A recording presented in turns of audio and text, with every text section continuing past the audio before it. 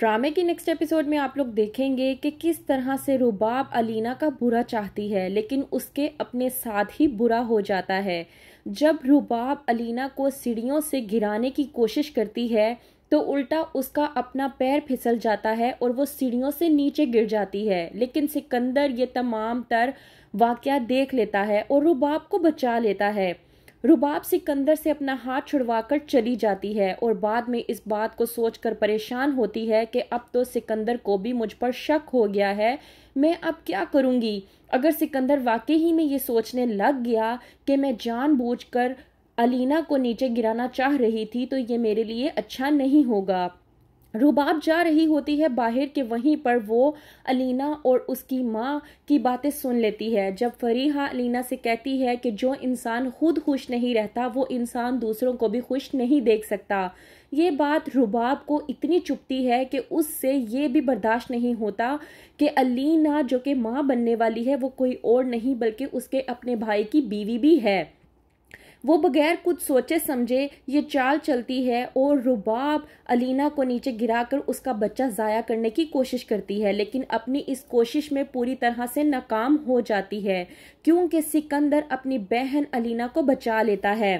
रुबाब जो कि सोच रही होती है कि अब सिकंदर को क्या जवाब देगी, वहीं पर आता है सिकंदर रुबाब के पास और आकर कहता है कि मैं सोच भी नहीं सकता था कि तुम इतनी घटिया हरकत कर सकती हो। आज तुम सीढ़ियों से नहीं गिरी बल्कि मेरी नजरों से ही गिर चुकी हो। मैं जो तुमसे इतनी मोहब्बत करता था, मैं ये सोच कर परेशान हूँ कि मैं तुम जैसी लड़की से मोहब्बत कर ही कैसे सकता हूँ। मैं सोच भी नहीं सकता था रुबाब कि तुम अलीना का इतना बुरा चाह सकती हो। रुबाब तमाम तर बातें सुनने के बाद खामोश रहती है क्योंकि उसके पास कोई जवाब नहीं होता सिकंदर को देने के लिए। सिकंदर जो कि रुबाब से कहता है कि तुम अगर इस रिश्ते से इतना ही तंग आ चुकी हो तो मुझे बता दो, क्योंकि मैं भी अब इस रिश्ते को निभा कर थक चुका हूँ। मेरी बर्दाश्त खत्म हो चुकी है। मैं जितना इस रिश्ते को निभाने की कोशिश कर रहा हूँ तुम उतना ही मेरे लिए ये रिश्ता मुश्किल से मुश्किल बनाती जा रही हो।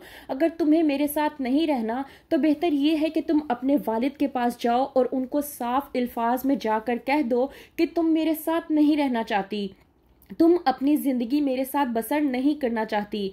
मेरे लिए भी आसानी हो जाएगी और मैं तुम्हें पूरी तरह से आज़ाद कर दूंगा। रुबाब सिकंदर की ये बातें सुनने के बाद थोड़ा सा परेशान हो जाती है कि सिकंदर ने आखिरकार ये क्या कह दिया, क्योंकि अभी उसका मकसद पूरा नहीं हुआ जो कि वो फारूक का खजाना भरती जा रही है अपने ही खानदान वालों को लूट कर। रुबाब सोच में पड़ी होती है कि वो अब क्या करे। वहीं पर दूसरी तरफ शौकत का टकराव होता है सबीन के साथ और वो माफी मांगता है सबीन से अपनी बेटी के रवैये की वजह से। कहता है शौकत सबीन से कि मैं बहुत ज्यादा माजरत हुआ हूँ, रुबाब की इन तल्ख कलामियों और उसकी गलत बातों की वजह से तुम्हें अपना ही घर छोड़कर वहां से जाना पड़ा। मैं बहुत ज्यादा शर्मिंदा हूँ कि मेरी बेटी ने जो कुछ भी किया है वो बहुत गलत था, उसे ऐसा नहीं करना चाहिए था। सबीन जो कि शौकत की बात आराम सुकून से सुन रही होती है लेकिन उसे कोई जवाब नहीं देती क्योंकि वो जान चुकी है कि उसकी जिंदगी का मकसद अब सिर्फ तन्हा रहना ही है। उसकी जिंदगी में अब सिर्फ तन्हाई ही रह गई है। वो रिश्ते जो उसके अपने थे वो रुबाब के आ जाने की वजह से वो भी छिन चुके हैं।